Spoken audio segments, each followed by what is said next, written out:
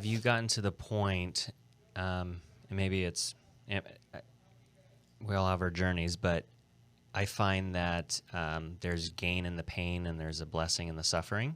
Mm-hmm. And maybe at some point, or maybe it's happened already, but or maybe this video is definitely going to be part of that, is, I think when we can share those painful moments and be vulnerable and open and as you are, because there's a lot of people that go through things and it always feels like, oh, this has only happened to me, right? And so kind of like, that book that you're reading, she was able to kind of share her story.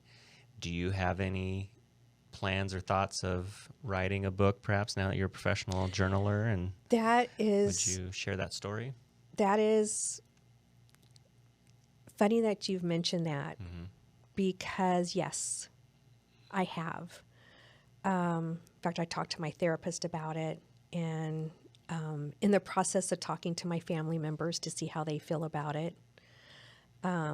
I guess I better ask Doug pretty quick before he sees this. Yeah. Hi, Doug. Because it's not that I've done anything special, but if I can help someone like Sandy helped me, and like my friends helped me, I don't want to say his death would be worth it, because it will never be worth it. Sure. But if I can get something out of his death to be able to share, how wonderful would that be? Because he would be a part of that too. Yeah. And it's a way of something beautiful about writing is that it's eternal in many ways. You're writing something in the present moment about something that happened in the past, and it's going to be read by people in the future, and when they're in the future, they're reading what you wrote in the past. And so it's this, that eternal infinity sign.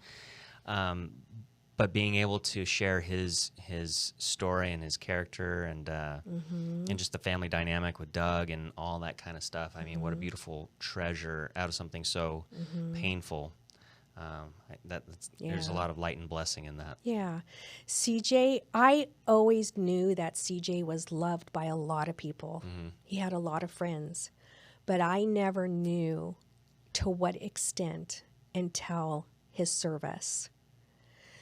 And I see writing a book as him continuing to be there for people, because we heard story after story after story about he called to check in on me when I wasn't doing well. He was more excited when I had a baby than I was.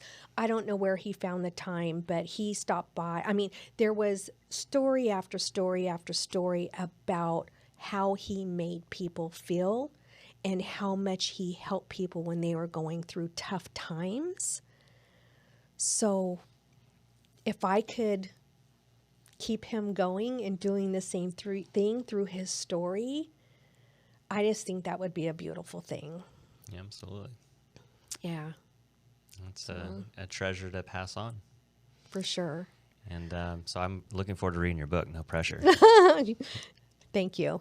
Yeah.